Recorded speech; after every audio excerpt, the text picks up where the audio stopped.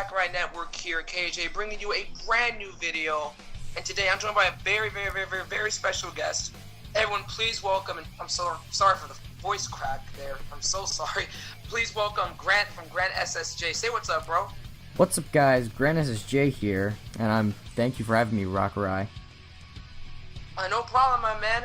Today we're talking about the homie Vegeta, okay? Because this man, first of all, we should have planned this out beforehand, but what I forgot to tell you was that I wanted to do a part where we just straight up roasted Vegeta. Oh. Solid, like 10 minutes Oh, or so. we could probably do that now. I mean, we could probably fit it in. We probably have enough, probably the length of time as the length of this Widow's Peak, probably. Yeah. But anyway, even still, today we're more so analyze Vegeta's character, and in the sense of why is he really still number 2? Because it's one of those things where we know that he's still constantly trying to get up to Goku's level, but it's kind of confusing to some as to why he's still number 2. And we both have our own theories about why he may be number 2. We're basically going to go back and forth on it. Again, one of these more podcast-style videos, so if it's not heavily edited, don't kill me. But these are more just one of those pour a bowl of Captain Crunch and listen to it sort of videos. So, with that being said, Grant, what is your first reason for why you believe Vegeta is still number 2 after all this time? So, my first point is upbringing. When you look at the difference between the upbringing of Goku and Vegeta, Goku was brought up in after he bumped his head, he was brought up as a happy little child who always was trying to get stronger and achieve the next level. Vegeta was brought up as this proud prince who was so powerful he was above everyone, while Goku was at birth considered this low-class scum who should be kicked off to the side.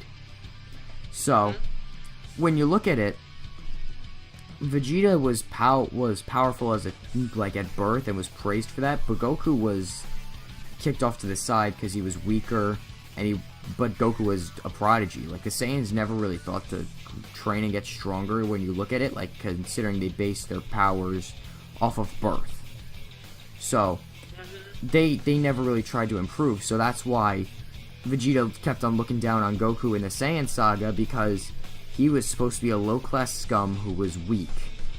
Like, he's not supposed to be able to keep up with him because Vegeta's an upperclassman. Yeah, I agree with you on that for sure. Like, basically from what I'm getting, because I thought about this too in a way, the fact that Vegeta's ego has kind of been sort of an inhibitor for him since he was born, in a way, because he was expected to be on this high level for so long. And in a way, it's kind of like how Frieza was kind of brought up in a way where he didn't really necessarily ever need to train or do anything. He was just OP as heck from jump. Whereas Goku was already said to just be trash. And basically from that sort of propelled him further, because he didn't have this pedestal that people were putting him on. He just knew he needed to push.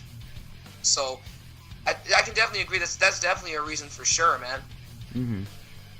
And another point is, like you were saying, ego is, if you look in, like, the Cell Saga, Goku's comment is like, yeah, I'm a Super Saiyan and stuff.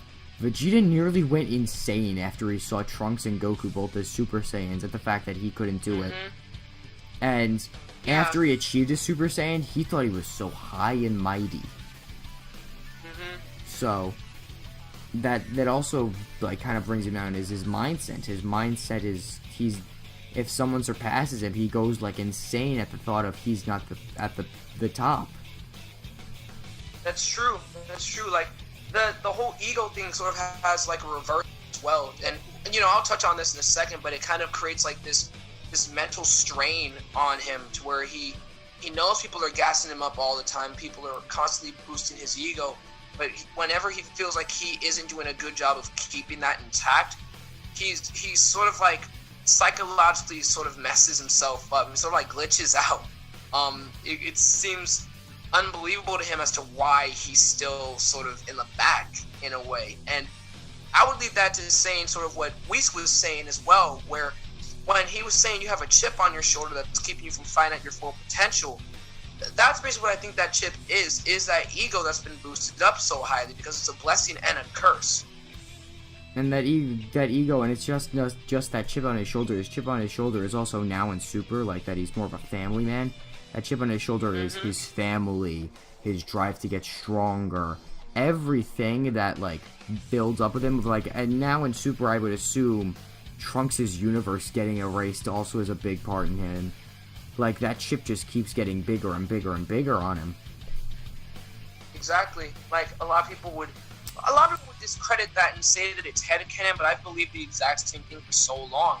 Vegeta has never been, or he's rarely been someone to show his emotions openly like that.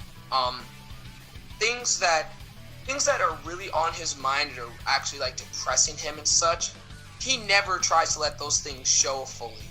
I think the main reason in the Universe Survival Arc why he seems so dead set on surpassing Goku is because in reality, he's just as worried as everyone else is, if not even more so because of Rod being and born. Bulma. Yeah, because, you know, there was that whole part where he's so mad that Frieza's on the team and then Piccolo's like, you don't understand, if the universe gets destroyed, Bulma and Bra get destroyed too, and you could see that he gave that look of genuine concern, and he tries to keep making that feeling go away. And like you see that scene in Super, like where if somebody like made Bra cry, he just immediately went Super Saiyan Blue. Like he's the second he hears something wrong with his child, like he's ready to attack. Exactly, and this is gonna be one of those videos where we're comparing Goku and Vegeta as fathers because they're both really good fathers. Okay, yeah. At least in my take, they're really good fathers. Same. I'm sure you would agree with me. Yeah. But like they both are really good fathers, but for focusing on Vegeta here, Vegeta is more one of those that's I mentioned this in a video a while ago, but he's a very opaque character. Someone who doesn't really want to be emotionally transparent. He really bottles a lot of stuff up. Sort of like when he was, we didn't know all this emotion that he had in him up until Namek. And when Frieza was on the verge of killing him and such, he broke down into tears. And even though he kept saying throughout the entire arc, I don't care about who, I don't care about this, I don't care about that, you could tell he cared. He cared to the slightest extent. And that just goes back to how Vegeta is just so much is getting on his mind, and he's just not really. You go ahead, bro. My fault. Another thing, like to mention in the Namek scene, is when he's crying at the fact of how Frieza tortured him as a child. He was enslaved and everything. Like he's like all this emotion of how he's had such a bad upbringing, is just all of this emotion is coming out, and it's like. Then after that moment, he tries to hide it all again because he doesn't want everybody knowing how like emotionally unstable he is because of everything that's happened to him. Yeah, like Vegeta has been through so much, and I think many people discredit that. Like during the entire I mean, think of it like this: we saw Goku's adventures in Dragon Ball. But we didn't see the full extent of what Vegeta went through on Planet Vegeta. Of course, he was hailed as the prince and stuff like that, but there's still a lot that was going on during that time. In that time period as the prince of 3 people. Yeah, exactly. Like, it wasn't really a huge honor, per se, I suppose. And once Frieza, destroyed the planet and everything, luckily Vegeta was away from the area, but it had to have struck a chord with him. Because no human being, and obviously they're not human, they're saying, follow us here, but no person is going to just imagine their entire race being killed. Because he wouldn't care so much about being the Prince of all Saiyans if he didn't care about the Saiyans.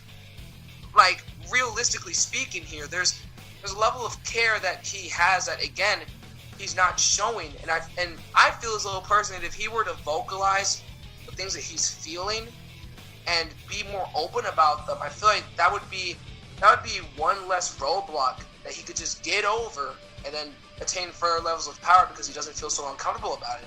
Well, the way I feel about that situation is that the only person I think that it can actually break through and get Vegeta to show his real emotions is Bulma. Bulma's the only person who was able to talk to him and get him, like, to calm down. Like, you remember that scene, I think it was filler, but when they're training for the androids and Vegeta, like, blows up the gravity chamber and Bulma's, like, sitting there with him waiting for him. And they're like, that meant so much. In like, that scene alone meant so much. And again, it was, can't remember if it was filler or not, but still, it still meant so much to that particular arc. Yeah. There's the Vegeta, just, I think it's the problem that he has is that he can't keep his mind focused on himself. He's too focused on everything that's happening around him that he can't think of himself. And he tries to keep all of that covered up by acting like he only cares about himself, by acting like he wants to surpass Goku, when in reality, there's so much more on his mind. And I think the thing that allows him to forget about all of that is trying to surpass Goku. But if he doesn't have that anymore, then what happens? It's like in the Cell Saga, remember when Goku died? He was like, he said he was never going to fight again and stuff, which we know that was false, but he was like, he just went into this whole, like, rush of, what do I do? What do I do? He's gone. Exactly. Like, his one sole motivation. It had motivation. no purpose anymore. Yeah. He went into, like, a full-on, and please forgive me if I'm going into a full-on headcanon here, but he went into a full-on depression after that. Because, like, all of the pain that he's been trying to basically cover up for all this time, by basically trying to compensate by trying to just constantly try and, you know, surpass Goku all the time. With Goku gone, what was the point anymore? He basically was just thinking, let me just wallow in my misery. When we're looking at this, like, I kind of looking at it as, like, so far we've been talking, like, going down the timeline of how Vegeta's progressed as a character. Like, at this point we're on, like, the Boost Saga, right? And the Boost Saga is, I think, where we really see Vegeta's, like, emotions kind of show through to everyone a little bit. Like, we see him yelling at Goku about how this is my last chance that I have with you. I'm not going to lose it. And he's not going to miss a fight with him. And then you see him in Trunks and him embracing his son for, like, the first time. Exactly. Now, again, I do want to, a quick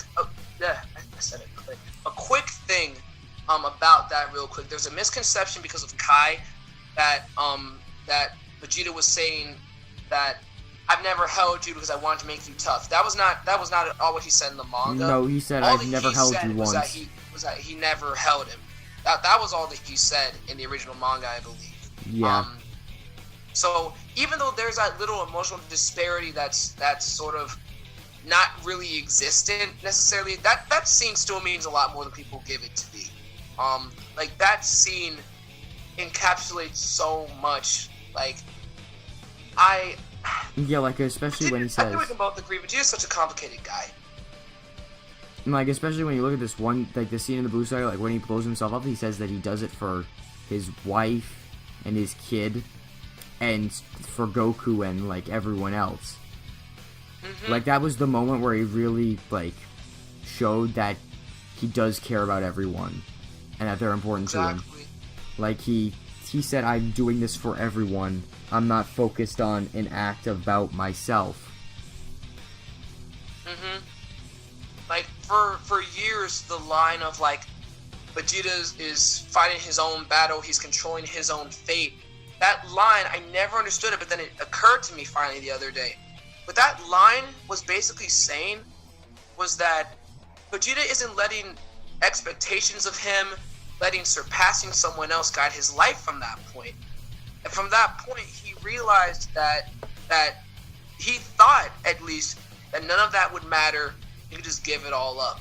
But as we've seen again in Super, I feel like there's even more of that emotional disparity there. Like, again, Trunks' timeline getting blown up, and, you know, Beer is bringing back so many flashbacks from the start of the series. Like, can we even, like, we have to discuss that for a second. Yeah, sure. when, with Beer, like, now that we're in, like, the super like, canon of stuff, like, he sees Beerus and he remembers as a child when Beerus had his dad at his knees begging for mercy.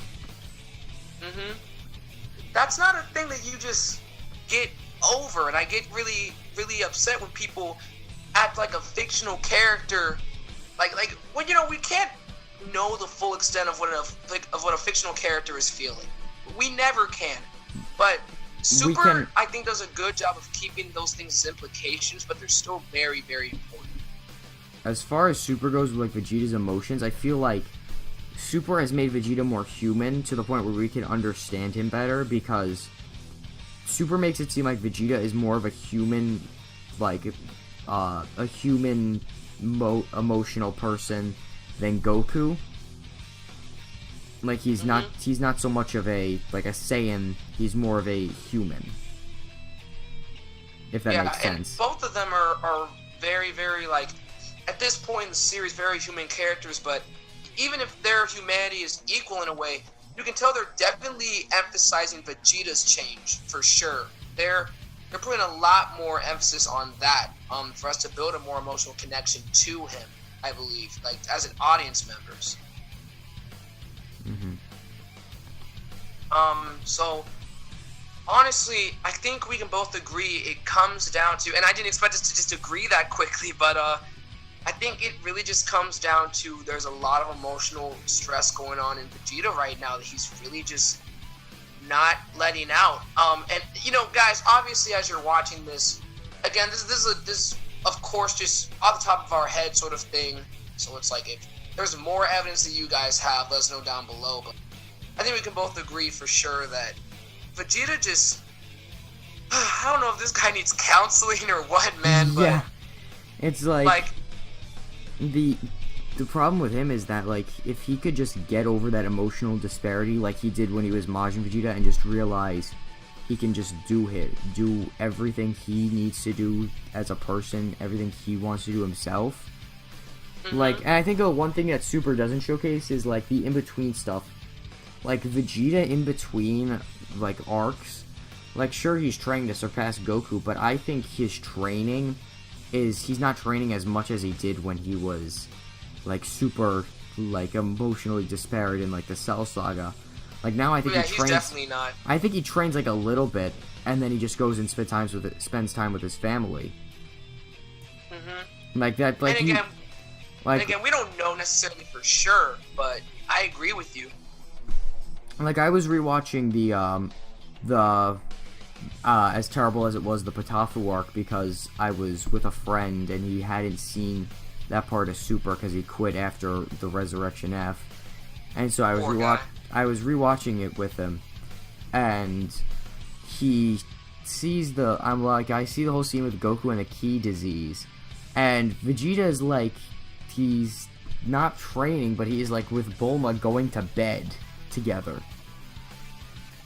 And, like, I know that's, like, just a little scene as, like, a gag, but I think it kind of, like, they're just kind of mentioning the fact that he's not training, he's being a family guy.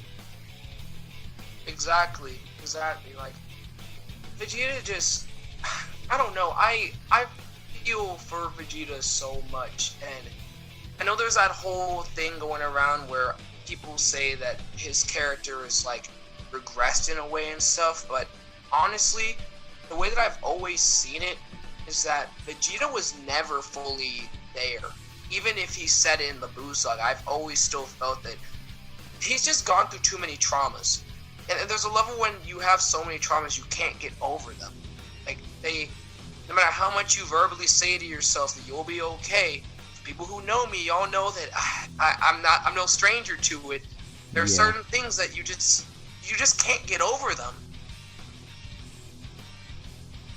But, yeah, I know what you mean. I think, as, like, Vegeta, he just has been through so much in his life that he's too focused on everything that's happening around him. He just needs to, like, calm himself down in a way. Like, if he could just find a way to eventually just get it into his head. Alright, I don't need to worry for passing Goku. I don't need to worry about making myself look so tough. I just need to be me. Exactly, bro. Like, Vegeta, I think the way Vegeta's character has been is that he's putting an act on. He's not being himself. He is putting an act on for sure. Like, he's he's acting like he's only in this to surpass Goku, but come on now, like, come on, a little bit of brain power and you just realize this man's hiding a lot on his conscience right now.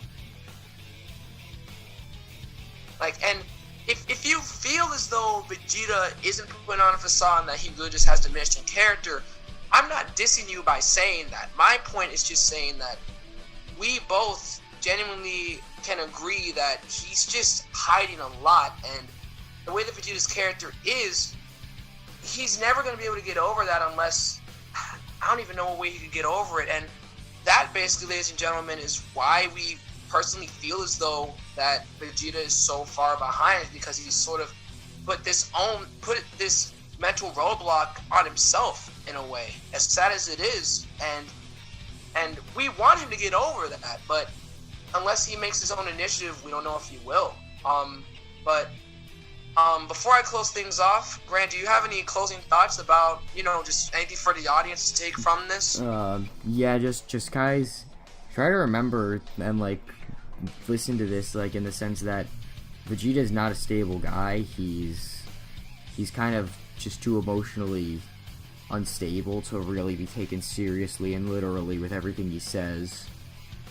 So, like, if you're, like, rewatching a part of the series, you should be, and he says something like, "Oh, I don't care about any of you. You could all burn in hell for all I care." He's in reality, he's lying. And you could all see through that lie. But you gotta really analyze anything Vegeta says or does, because there's a lot of, like, hidden meaning behind all of it. Exactly. Like any book that you read, anything that you watch a movie from, or anything like that, just because a fictional character says something or does something does not mean they stand by those words or that they stand by those actions. And the fact is, the narrator isn't going through with us every 5 seconds telling us what he really means to say is this. That's not what's happening.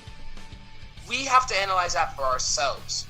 And it can be called headcanon or what, but we feel there's enough evidence to support the fact that Vegeta, like Grant just said, he's a very unstable guy.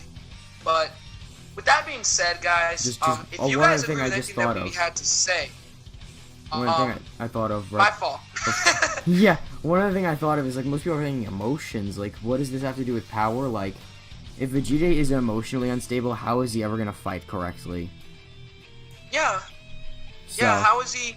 He's never gonna be able to fight to his full potential if he doesn't chill out, I guess. If he doesn't, like, and I know we've seen, like, the whole thing with, like, his stance in Super and him, like, relaxing more, but he's still not completely there yet.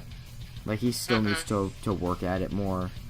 And I think eventually in Super we might see him get to that point, with, especially, like, if it continues to progress the way it has, we might see that, but you never know.